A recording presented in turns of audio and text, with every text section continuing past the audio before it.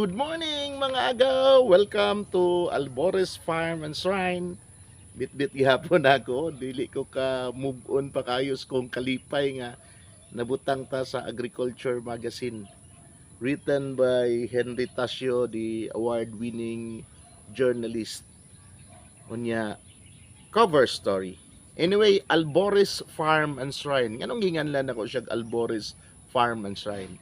Farm because umani siya agricultural farm nga nag-venture into livestock na atay kanding, na atay baka.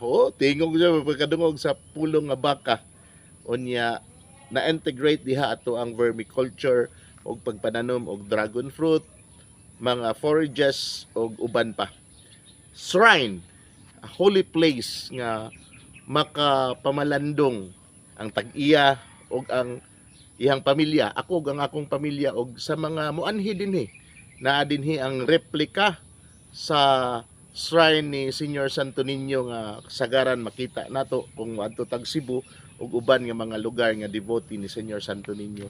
Sa likod nako maupod na ang ato ang nahimo nga hall, multi-purpose hall para naatay ka welcomean sa atong mga bisita ug sa mosulod dinhi. Unya kini proud kayo ko. Ningon akong mama ug papa ganiha, proud pud sila sa kuha kay na feature ko sa Agriculture Magazine. Good things will happen to those people o to those who wait. Maayong mga butang mahitabo gyud sa mga tao nga magpaabot, mga maayong tao nga magpaabot. Wa man gyud ko mo claim nga maayo kay kong tao, pero naningkamot nga mamahimong maayong citizen o mamahimong tao dinhi sa kalibutan samtang buhi pa.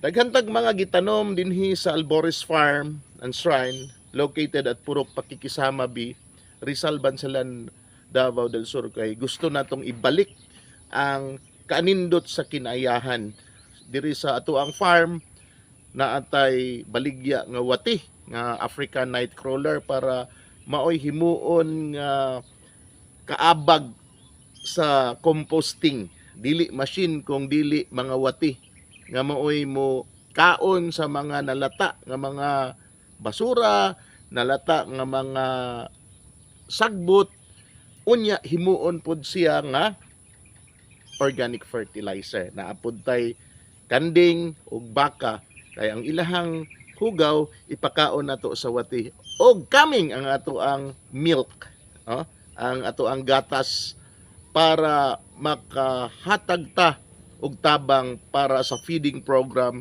ilabi na sa DepEd. By the way, ang Project PL 480 sa National Dairy Authority gimugna kana para ma-assist sa government, especially ang National Dairy Authority, ang DepEd, para ipainom og bahatagan og nutritious nga gatas ang mga bata. Ayan, di ko ka-move on sa kong kalipay nga nata sa cover story sa Agriculture Magazine. To God be the glory. Welcome to Albores Farm and Shrine.